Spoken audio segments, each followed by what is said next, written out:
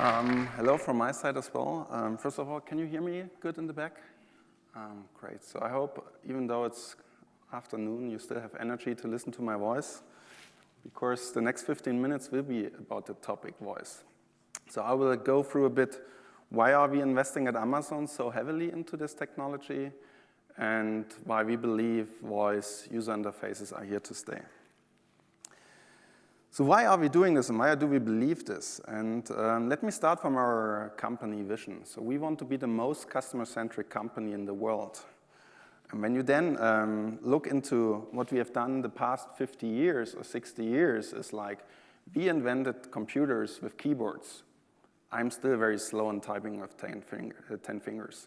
We invented TVs with remote controls, where I don't even know what 50% or half of the buttons are used to. And I don't know how you feel, but my remote control is always somewhere where I don't need it, so I need to always get up and so. We have invented thermostats at walls where I need a manual to just increase the temperature.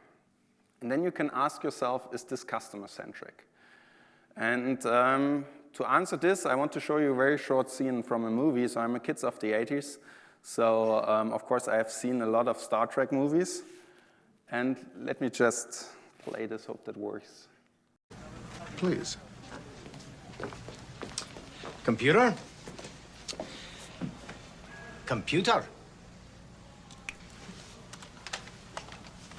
Ah.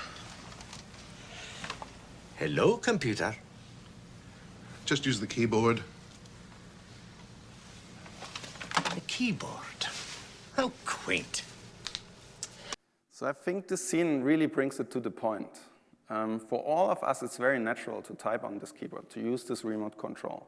But when you really look back, what have we done the past 60 years? We have adapted human being to technology, versus we really adapted the technology to human being. I think there have been good reasons why we have done this, because voice user interfaces have not been there, accuracy was not good at the time, technology was not there yet, but we believe that voice really can change this. And why voice? Because it's for hundreds of thousands of years human beings are interacting via voice, very natural. Everybody learns this in the age of 1 or 2, and it's why don't we use it also to interact with this technology? The good thing here is it is true for all ages. So I have a 5-year-old son. He loves interacting with technology via voice. I recently saw him talking to devices where no Alexa is integrated. Talking to devices where no Alexa is integrated. Some laugh, some look weird. I asked myself, is this normal?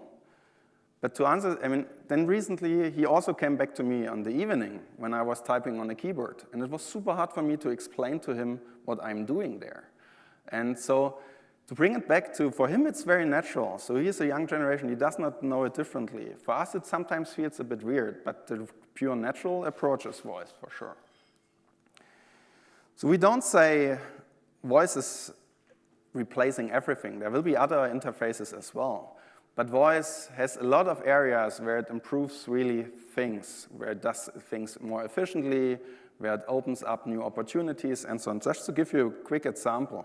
So adding something to a to-do list needs about 7 steps to do it with your phone. But it's just 1 sentence via voice. And there are many, many examples, like I think we hear something about smart home later on. I've been using smart home technologies for ages.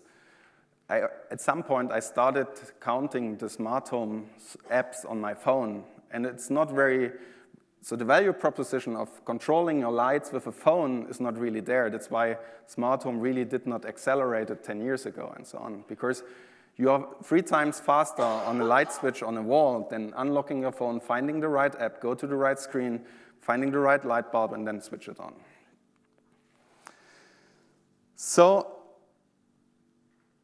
I kind of started doing business when I had my first experience with a Palm PDA, so when I had my first interaction with a touch screen.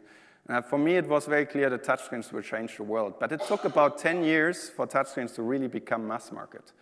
So every user interface takes time and so on. So I think it's We at Amazon, we say, our motto, we are talking about day one. I think we have achieved a lot of things, but there are still a lot of science challenges we need to solve.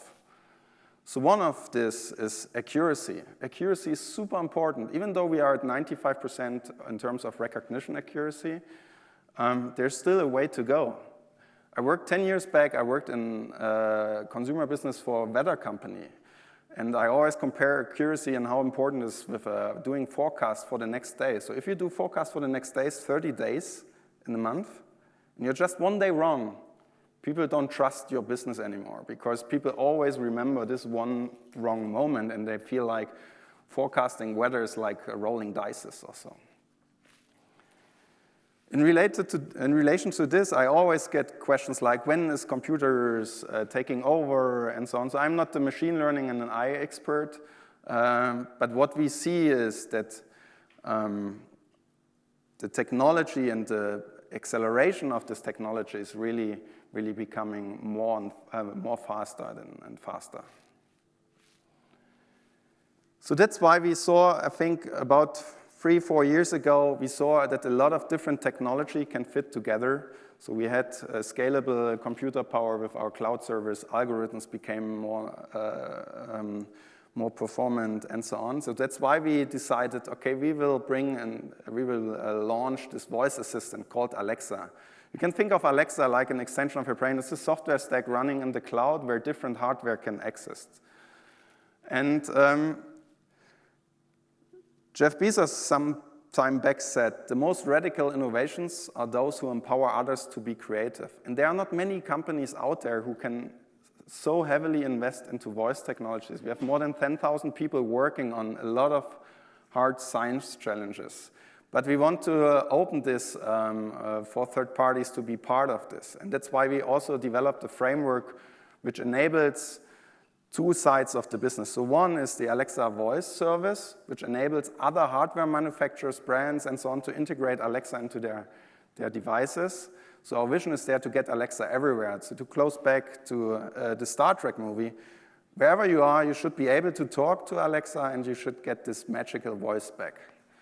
And we will not build this or we will not achieve this ourselves. On the other hand, we have a software framework called the Alexa Skill Kit, which opens up Alexa to every developer, company, and so on to teach Alexa with something new. We don't know if the train is late. We don't have the latest news. We don't know what the recipe of the day is. But there are companies out there, there are individual developers out there who know this and can train Alexa with the Skill Kit. So then on the one hand, we have the software. On the other hand, a few years ago, we invented this new kind of device category called speakers. I'm pretty sure most of you have seen those Echo devices, but there are more. We have hundreds of form factors and partners having launched Alexa built-in products so far. So it started with a speaker in your living room or in the kitchen, but it goes just beyond. We have other speakers to integrate Alexa. We have it integrated into the car. We have it integrated into fridges and whatever to get closer to that vision that Alexa at some point is everywhere. And the good thing, Alexa is getting smarter and smarter and smarter. So what she is not able to answer now might be possible in an hour because somebody developed a skill for it or Alexa kind of found new information about this. And with the skills, there are more than 90,000 skills worldwide available. And as said, these are from big brands like entertainment, like news, like BBC, like ordering food or ordering the next car. But it's also hobby developers who come up with ideas around what is possible. So for example, in Germany, one of the most used skill is about garbage collection. Germans are going crazy how they kind of differentiate their garbage. And if you are a house owner in Germany, you have 4 different garbage bins in front of your house. And you never know which garbage bin is being collected. And then somebody of your neighbors puts in one garbage bin out. Maybe he is wrong, but everybody is like the lemmings putting the same garbage bin out. And with this small little skill, nobody has thought about before voice, Alexa is kind of proactively telling you that, hey, did you remember to put out the yellow garbage bin tonight because tomorrow it will be collected? And there are many, many of those use cases where Alexa can learn new things because of other creative ideas. So that's why we believe voice will be everywhere, because it's making things easier. Like what I said, the extension of your brain, on the one hand, it's doing things more efficient for you. Like when you are in the kitchen and you're kind of cooking and you can't use your hands to kind of doing the recipe. Alexa can do kind of video training how you make a fillet from the fish or whatever. It's also, beside those efficiencies, Alexa can also support you on the more creative side of your brain, which kind of plays the right music if you have a specific mood or whatever. So, as said, we believe it will go just further than just a house. We see many, many car manufacturers integrating it into the car. We see a lot of areas where Alexa makes it easier. So I started with the example of my son, but I will also bring up an example from my parents. So they never used video phones or whatever, or Skype, because they are not so much into technology. But introducing them with a screen device, which has Alexa built in, they are now much more connected to our family. They are calling in mainly every day, and even the son is calling them, they are calling the son, and so on. So it's really connecting people as well, because they don't need to learn how to open this app, how to sign in for an account, or whatever. So let me just summarize why we believe voice user interface are here to stay. And my bold vision is something like, I learned today that the spoon is built very natural, very intuitive. I think it's the same with voice. I mean, we don't need to think about how a user interface should look like, because everybody speaks already.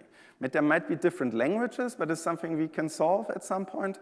But I truly believe that in 5 years, in 10 years, and so on, we will see more and more devices which offer a very convenient and intuitive way to interact with. And then, for example, it's super hard for those who have kids to explain to a 5-year-old that he can't repeat his favorite song from the back of his car because 1, Alexa is not integrated maybe, and 2, he does not understand what linear radio is. And there are so many things where voice really can solve this. Thank you very much.